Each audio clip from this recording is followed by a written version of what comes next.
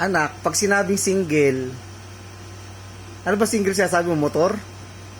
Motor din yun. Motor. Pag motor, pag sinabing single, dalawa yun. Kasi motorcycle yun. Dito diba single yan? Oh, pag sabihin na single, pag sinabing unicycle, isang gulong lang yun. Yes! Sabihin, English ng motor, single yun. Oh. Ito din single, kasi ng motor din siya. Siya sabi mo pag may sidecar, tatlo yung nagulong. Tricycle. Oo, Ah. takot sa atin. Akala ko siya sabi mo unicycle. Oh, tama, tama. Dalawang ang gulong. Diba? Oh, tama. Ano pa po, teacher? Masiyak na. Oh.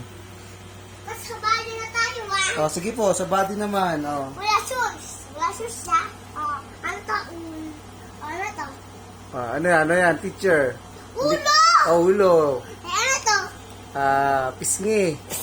Ito. Mata, eyes. Ito. Ears. Ears. Ito.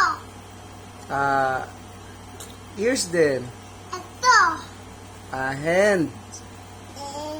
Wala na yun eh.